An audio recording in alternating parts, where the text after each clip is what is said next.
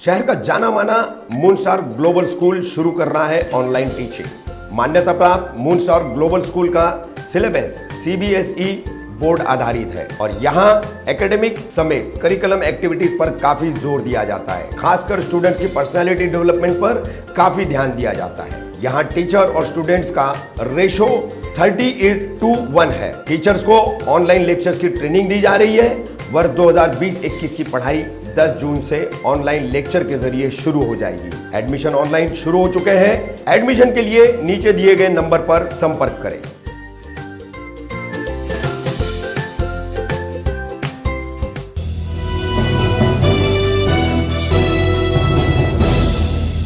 मैं रफीक कामदार, हिंदुस्तानी रिपोर्टर में आपका स्वागत है।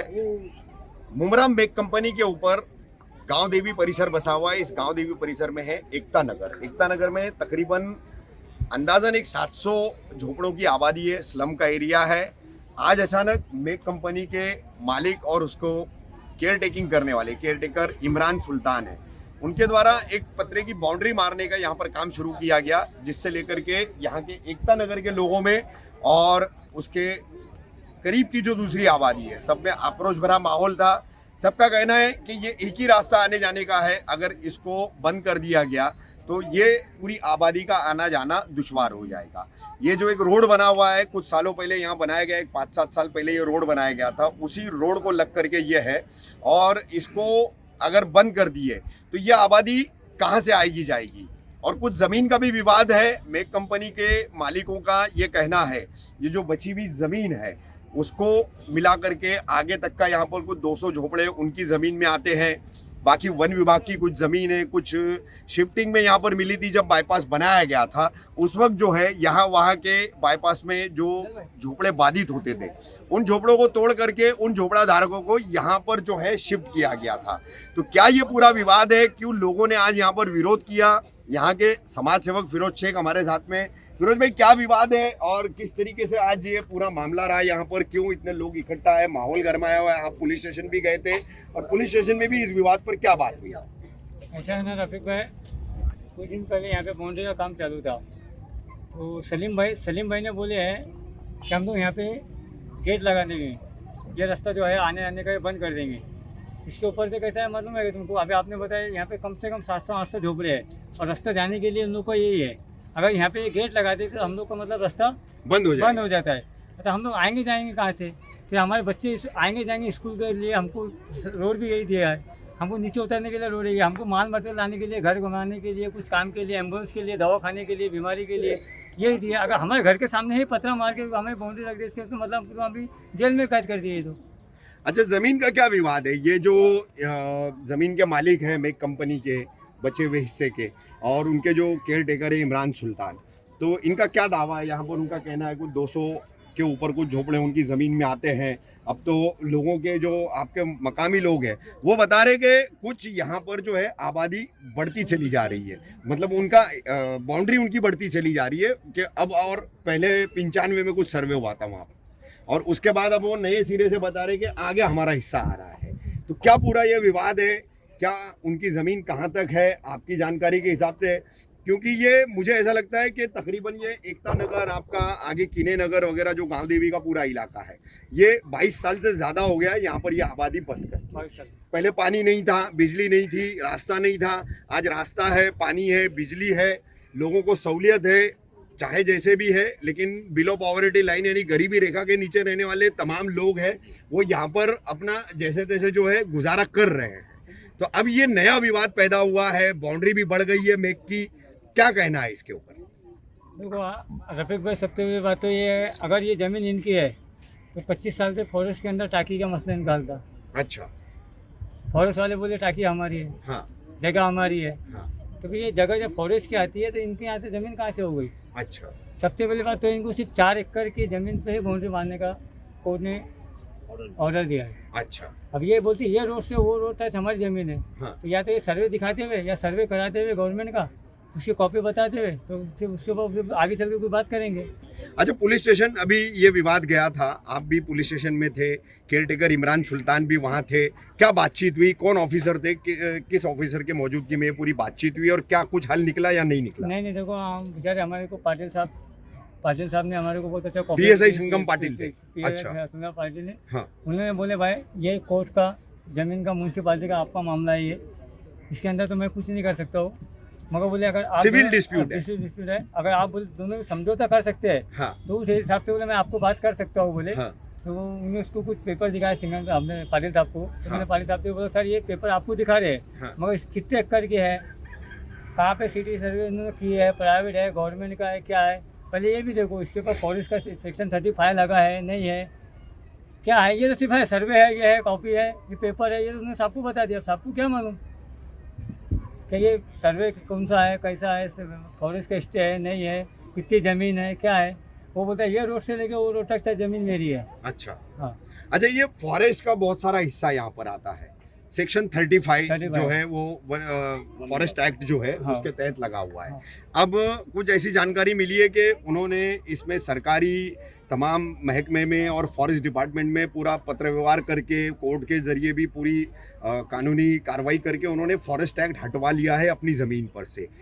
इसकी क्या जानकारी है आपको, ये बात सही है या गलत है? नहीं रफीक भाई कैसा है, ये रोड का काम हमारे आमदार जितेंद्र अवार साहब ने जब काम चालू किए थे ना, हम्म तो साहब ने भी ये बोले थे इसके ऊपर 35 सेक्शन लगेला है, हम्म। पहले तो फॉरेस्ट का स्टे हटाएगा उसके बाद में मेरे से बात करना। अच्छा तब जाके ये रोड बनाए थे आमदार साहब ने, और उनको स्टे भी नहीं मिला था उस समय। हाँ ये रोड रुकाने के लिए जब आमदार साहब ने रोड का हमको वर्क ऑर्डर दिए तो स्टे भी नहीं ला पाए मैं कंपनी अच्छा। इस रोड को रुकाने के लिए। और जिस जहाँ से ये बाउंड्री मारने का पत्र जेल मारने की बात चली ना, हाँ। तो ये भी 10 फुट का रोड पास हो गया है। अच्छा आमदार साहब उनके नेतृत्व में ये भी काम करने वाले हैं। वो शौचालय बने माता के शौचालय के अंदर ये भी काम चालू होने वाला है। अच्छा, ये 200 मकान उनकी जमीन में आ रहे हैं ऐसा उनका जो दावा है, हाँ। तो ये दावा कहाँ तक सही है और कितना इसमें कानूनी क्या मतलब इसका नौयत क्या है, इसका स्टेटस क्या है? ऐसा है ना, अभी मैं पाटिल साहब के साथ में बैठा था, हाँ तो पाटिल साहब को इन्होंने बोले कि हमारे इसमें 180 घर आ रहे हैं, झोपड़े आ रहे हैं। हाँ तो मैं पाटिल साहब को बोला सर ये तो 2001 में आबादी बसी थी, हाँ और ये अब बोले मुझे तो इतने दिन से सोए हुए थे क्या?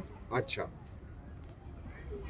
10-20 साल के बाद में ये जाग के उठेगा 180 झोपड़े हमारे ज़मीन में आ रहे हैं। तो ये जब बन रहे थे, जब असलन था वो मस्जिद है, PWP ने हमको 50 रुपये के स्टाम्प पेपर के ऊपर लिख के दिए है, हाँ शिफ्टिंग के अंदर पूर्ण वसन के अंदर है हम लोग। क्या अच्छा, पब्लिक वर्क डिपार्टमेंट ने लिख के दिया? लिख के दिया PWP अच्छा। के अंदर प्रॉपर्टी के अंदर हमको हाँ। लिख के दिए हाँ। कि ये शिफ्टिंग में आपको मस्जिद है। ये बोलते मस्जिद भी मेरे इसमें आती, वो 2 CLO है अपने CLO का इमाम बाड़ा है हाँ। श्याम हुसैन का, वो बोलता वो भी मेरे इसमें, जबकि उसको भी PWP ने लिख के दिए। 2 क्रिश्चियन के सामने जो घर दिख रहे हैं उनको PWP ने बाकायदा 10 रुपये के स्टाम्प पेपर के ऊपर लिख के दिए, वो बोलता वो भी मेरे इसमें आ रहे हैं।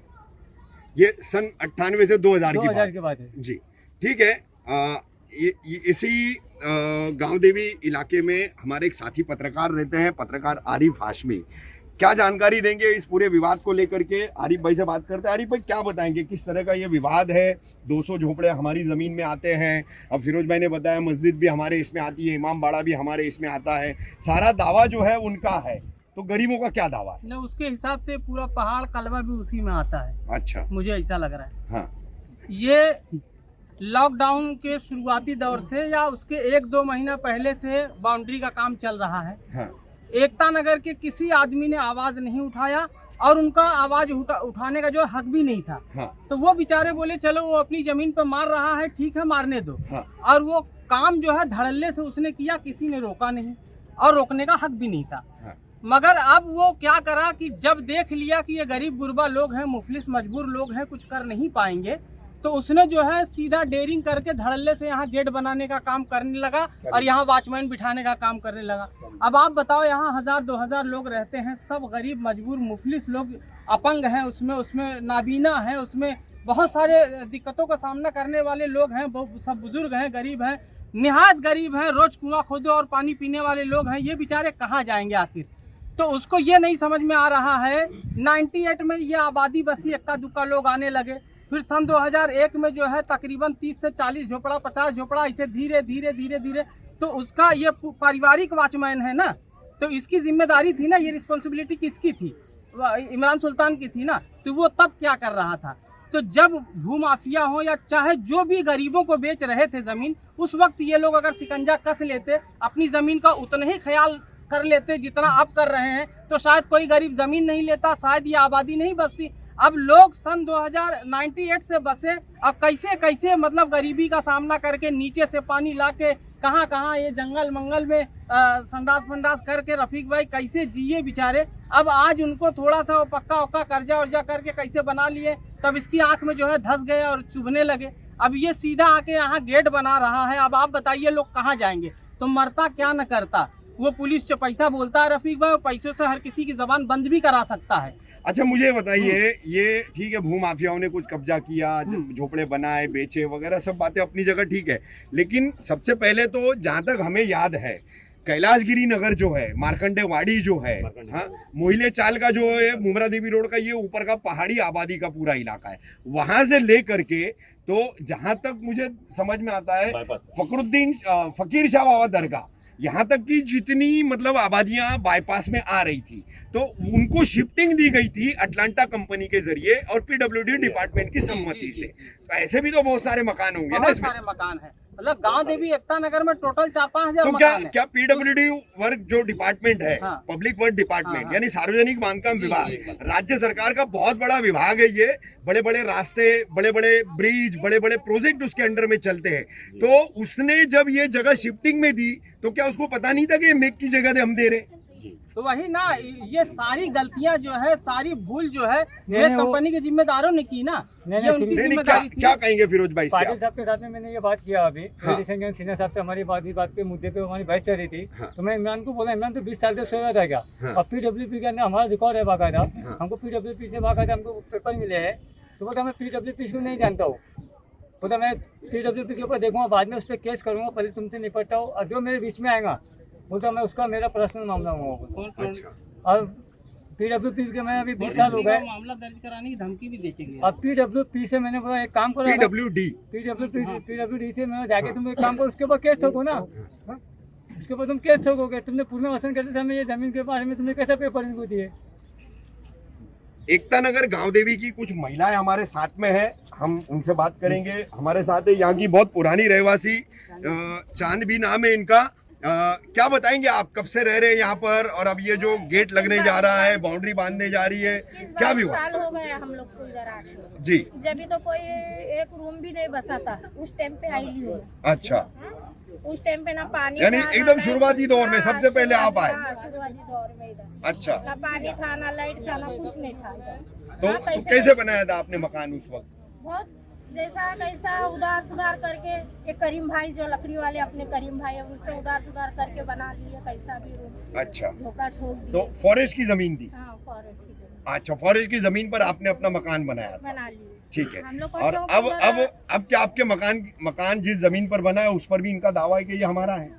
अभी पता नहीं, देखो अभी ये लोग बोल रहे हैं अभी हमारा है बोल के, ये गेट लगाना इनका तो ऐसा लाजिमी नहीं है। इतने साल तक क्या सोए थे क्या ये लोग? अच्छा, हाँ, अभी उठ के आ रहे, अभी गेट लगाते बोल रहे हैं। अभी ये पब्लिक कभी रात बेरात बीमार पड़े, कुछ हो गया तो उसकी जिम्मेदारी कौन है?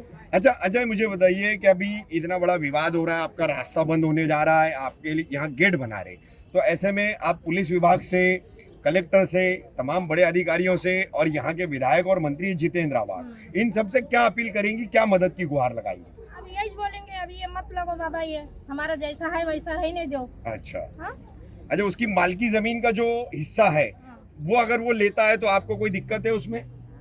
जो उनकी जगह है वो लेने दो, हमारे को जो है गेट, हमारा गेट लगाओ मत, जितना रास्ता है हमको छोड़ दो उतना रास्ता लगाने का, वो हमारे को वास्ता नहीं है। उनकी जगह जहाँ वो बाउंड्री मारे उसकी जगह वो बाउंड्री तक ही रहने दो, हद तक। ठीक, रास्ता बंद नहीं होना चाहिए। हाँ, रास्ता नहीं बंद होना मांगता, आने जाने का जो रास्ता बंद है नहीं होना हमारा चाहिए, रास्ता छोड़ दो। लोगों को जो सहूलियत है वो सहूलियत खत्म नहीं हाँ, होनी नहीं चाहिए। होना मांगता बस।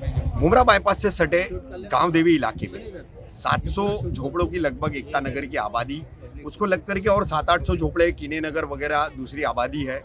एकमात्र आने जाने का रास्ता मेक कंपनी के जमीन मालिक, उसके केयरटेकर द्वारा अचानक बाउंड्री बनाना और यहाँ पर गेट लगाना, ये पूरा विवाद पुलिस स्टेशन पहुंचा। क्या कहना था गांव देवी और एकता नगर के लोगों का, ये दिखाने वाली थी आज की हमारी रिपोर्ट। जल्दी हाजिर होंगे हम अपनी अगली रिपोर्ट के साथ।